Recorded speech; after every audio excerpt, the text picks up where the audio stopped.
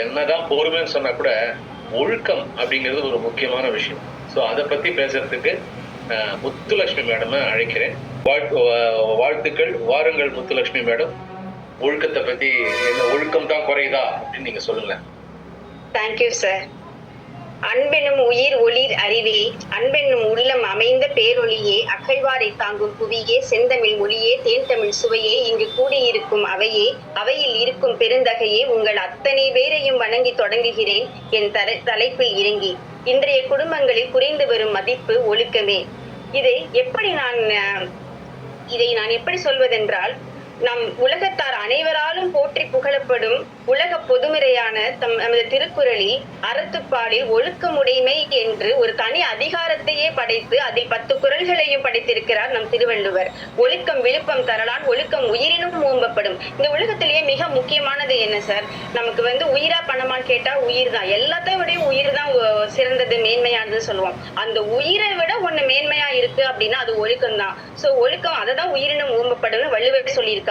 உலகத்துல மிக உயர்வானது கல்வி. பிச்சை புகினும் கற்கரி நன்றே அப்படின்னு சொல்லுவாங்க. ஆனா அந்த கல்வியை விட ஒழுக்கமே உயர்வானது அப்படிங்கிறதுக்கு ஆர்களி உலகத்து மக்களுக்கு எல்லாம் ஓதலின் சிறந்தென்று ஒழுக்கமுடைமை அப்படின்னு முதுமொழி காஞ்சியில சொல்லியிருக்காங்க. உப்பில்லா பண்டமும் ஒழுக்கமில்லா செயலும் குப்பைக்கு சமம் அப்படின்னு சான்றோர்கள் சொல்லியிருக்காங்க. இந்த மாதிரி ஒழுக்கமுடைமை குடிமை இழுக்கம் இழிந்த பிறப்பாய் விடும். ஒரு குடும்பத்துல ஒழுக்கம் உடையவரால் இருந்தாதான் அந்த குடும்பத்தையே ஒரு உயர்ந்த குடின்னு சொல்லுவாங்க. ஒழுக்கம் கீழிறங்கி காணப்பட்டுச்சுன்னா அந்த குடும்பத்தையே ஒரு ஒழுக்கம் தவறிய குடும்பமா, ஒரு இழிந்த குடும்பமா நம்ம சொல்லுவாங்க. இந்த மாதிரி திருக்குறள்ல திருவள்ளுவரே இப்படி சொல்லியிருக்காங்க. ஒழுக்கத்தின் எய்துவர் மேன்மை, இழுக்கத்தின் எய்துவர் எய்தா பழி. ஒழுக்கத்தினால உயர்ந்த நிலையை அடையலாம், உன்னதமான நிலையை அடையலாம். ஆனா ஒழுக்கம் இல்லாம போச்சுன்னா வேண்டாத பழியை தான் நம்ம அடையணும் அப்படின்னு சொல்றாங்க. ஒழுக்கத்தை தராத கல்வி வீணானது. கல்வியின் பயன் அறிவு, அறிவின் பயன் பண்பாடு, பண்பாட்டின் பயன் ஒழுக்கம். தனிமனித வளர்ச்சியும் சமுதாயத்தின் வளர்ச்சியும் ஒழுக்கத்தை சார்ந்தே இருக்கிறது அப்படின்னு சொல்றாங்க. சரி, இப்படி எல்லாம் சொல்றீங்களே, ஒழுக்கம்னா என்னங்க? ஒழுக்கத்தை உயர்ந்த இடத்துல இருந்து நம்ம கத்துக்கணும். நல்லவங்க கிட்ட இருந்து கத்துக்கிட்டா நல்லொழுக்கம், தீயவங்க கிட்ட இருந்து கத்துக்கிட்டா தீயொழுக்கம். இந்த உலகத்திலேயே இப்போ மத்த எந்த லாங்குவேஜ்ல பாத்தீங்கன்னாலும் டிசிப்ளின் ஒரே வேர்ட்ல சொல்லிடுவாங்க. ஆனா அந்த டிசிப்ளின்னாலே குட்னு அர்த்தம். ஆனா நம்ம தமிழ்ல மட்டும்தான் ஒழுக்கத்துக்கு 2 டைப் சொல்லி அதுல நல்லொழுக்கம் தீயொழுக்கம்னு சொல்லி 2 வகையா நம்ம பிரிக்கிறோம். அந்த சிறப்பும் நம்ம ஒழுக்கத்துக்கு நம்ம தான் கொடுத்திருக்கோம். சோ நல்லொழுக்கம் இன்பமான வாழ்க்கை, நல்வாழ்க்கையை கொடுக்கும். தீயொழுக்கத்துல நம்ம பழகிட்டு இருந்தோம்னா துன்பத்தை தான் கொடுக்கும். இப்போ ஒரு இடத்துல இருந்து தண்ணி ஒழுகுது அப்படின்னா எப்படி ஒழுகும்? மேலிருந்து கீழாதான் ஒழுகும். சோ அந்த மாதிரி அதுக்கு பேர் தான் ஒழுகுதல்னு சொல்லுவாங்க. அப்படி சொட்டு சொட்டா ஒழுகும் போது எப்பவுமே மேலிருந்து கீழே ஒழுகும். அதுல இருந்து என்ன தெரியுதுன்னா, மேலானவர்களிடத்திலிருந்து உயர்ந்தவர்களிடத்திலிருந்து நம்ம ஒழுக்கத்தை நம்ம கத்துக்கிட்டோம்னா நல்லொழுக்கம் நமக்கு தானா வந்துரும். திருடாம இருப்பது, பொய் சொல்லாம இருக்கிறது, செய்யக்கூடாதவைகளை செய்யறது, இதெல்லாம் மட்டும் ஒழுக்கம் இல்ல. இதையும் தாண்டி உயர்ந்தவர்களிடத்திலிருந்து நம்ம குடும்பங்கள்ல நம்ம ஒரு அடிப்படையான ஒழுக்கம் என்ன சொல்லி கொடுக்கணும் பிள்ளைங்களுக்கு அப்படின்னா, உயர்ந்தவர்களிடமிருந்து பெற்ற நல்ல இயல்புகளை ஒவ்வொரு நாளும் இடைவிடாமல் கடைபிடிக்க வேணும் அப்படிங்கறதா இதுல முக்கியமானது. நம்ம தினம் காலையில எந்திரிக்கணும் அப்படின்னா அது ஒரு பழக்கத்துல ஒரு நாள் மட்டும் செய்யாம ஒரு வாரம், ஒரு மாதம், ஒரு வருடம் அப்படின்னு சொல்லி தொடர்ந்து செய்யறோம்ல, அதுக்கு அந்த இதுதான் ஒழுக்கம்னு சொல்றது. அந்த மாதிரி நல்ல இயல்புகள் பயிற்சி இல்லாம வராது, ஒரு நாள்ல வராது. இடைவிடாத பயிற்சி மிகவும் முக்கியம் அப்படின்னு சொல்லுவோம். ஒழுக்கத்தை எத்தனை வகையா சொல்லலாம் அப்படின்னா, நல்லொழுக்கம், தீய ஒழுக்கம், சுய ஒழுக்கம், மன ஒழுக்கம், காலை ஒழுக்கம், உணவு ஒழுக்கம், பேச்சு ஒழுக்கம், பண ஒழுக்கம், நேர ஒழுக்கம், மரியாதை ஒழுக்கம், சமூக ஒழுக்கம், டிஜிட்டல் ஒழுக்கம், குழந்தைகள் ஒழுக்கம், இன்னும் பல விதமா நம்ம ஒழுக்கத்தை சொல்லலாம். இந்த எல்லா ஒழுக்கமும் இதுல இப்போ பொறுமைங்கிறது வேற ஒண்ணுமே கிடையாது. அதுவும் இந்த மன ஒழுக்கத்திலேயே வந்துரும். இந்த ஒழுக்கம்ங்கிறதுக்குள்ள ஒரு சின்ன எலிமெண்ட் தான் பொறுமை. அதனால குடும்பங்கள்ல குறைஞ்சிட்டு வர்றது ஒழுக்கம்னு சொன்னாலே அதுல தானாவே பொறுமையும் உள்ள அடங்கிடுதுங்கிறதா என்னோட கருத்து. காலை ஒழுக்கம் எப்படி போச்சு? காலையில 5 மணிக்கு எழுந்து சூரிய நமஸ்காரம் பண்ணிட்டு இருந்த அந்த நாட்கள்லாம் போயிட்டு இப்ப 5 மணிக்கு 10 வாட்டி ஸ்னூஸ் ஆஃப் பண்ணிட்டு தூங்கிட்டு இருக்கோம் சார். ஒரு நாள் ட்ரெயின்ல போயிட்டு இருக்க ஏசி கோச்ல திடீர்னு பார்த்தா ஒரு சத்தம் சார்.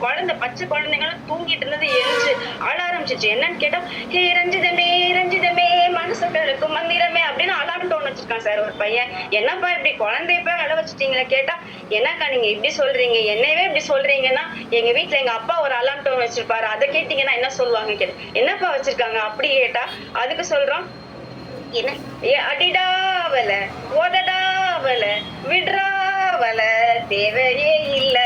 இப்படிலாம் அலாம் வச்ச ஏன்பா இப்படிலாம் வைக்கிறீங்க? ஏதோ காலையில எந்திரிச்சோமா கௌசல்யா சுப்ரஜான்னு ஒரு பக்தி பாடல் வைக்கலாம், இல்ல அம்மா என்று அழைக்காத உயிர் இல்லையே அம்மா பாட்டாவது வைக்கலாம், இல்ல எதுவுமே இல்லைன்னா உங்க ப்ரோ பாட்டே இருக்குது, கொக்கர கொக்கரக்கோ சேவல் கொக்கரக்கோன்னு அதையாவது வைக்கலாம். இதெல்லாம் விட்டுட்டு இப்படி போட்டு குழந்தைய அழ வச்சுட்டேப்பா சொல்லி அவனை ஆஃப் பண்ண வேண்டி இருந்தது.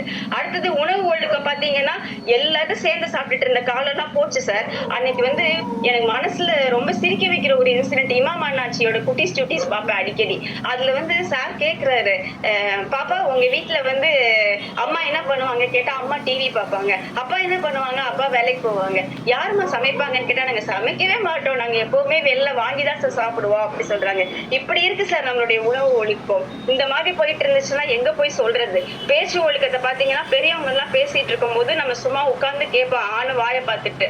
இப்ப பாத்தீங்கன்னா அன்னைக்கு ஒரு ப்ரோக்ராம்ல சார், நீயா நானா மாதிரி ஒரு ப்ரோக்ராம்ல ஒரு அந்த நடுவர் வந்து கேக்குறாங்க, நீங்க வந்து உங்க வீட்டுல இருக்கிற பெண்கள் எல்லாம் நீங்க எப்படி செல்லமா கூப்பிடுவீங்க, உங்களுடைய தாயார் மனைவி சகோதரிகள் எல்லாரையும் அப்படி சொல்லிட்டு. அதுல ஒருத்தர் வந்து தைரியமா சொல்றாரு, சார் நான் வந்து எங்க அம்மாவே வந்து செல்லமா வாடி போடின்னு தான் கூப்பிடுவேன் அப்படின்னு சொல்லிட்டு. அவர் சொன்ன பதில கேட்டு நடுவரே டென்ஷன் ஆகி வாய மூடுறா அப்படின்னு சொன்னாரே பாப்போம். இவர் ஒரு பக்கம் அப்படி ஷாக் ஆகி நின்னுட்டாரு. என்ன சார் அப்படி சொன்னா, உன்ன சொன்னா வலிக்குதுல்ல, அப்ப நீ ஒரு சபையில ஒரு உங்க வீட்டுல இருக்க பெண்ணா இருந்தாலும் நீங்க வீட்டுல என்ன இருந்தாலும் சபையில வந்து சொல்லலாமா அப்படின்னு சொன்னாரு. அந்த அளவுக்கு பேச்சு ஒழுக்கம் குறைஞ்சிட்டு வருது சார். இது எங்க இருந்து வருது? குடும்பங்கள்ல குறையிறது தான் நாளைக்கு சபையில வந்து சபை நாகரிகம் இல்லாம பேச தூண்டு. இந்த மாதிரி பண ஒழுக்கத்துல பாத்தீங்கன்னா ஒரு 10 ரூபாவை ட்ரெஷரா வச்சுட்டு இருந்ததெல்லாம் போய் இப்போ எல்லாமே சிதைஞ்சு போச்சு. மரியாதை ஒழுக்கம் எல்லாமே போச்சு சார்.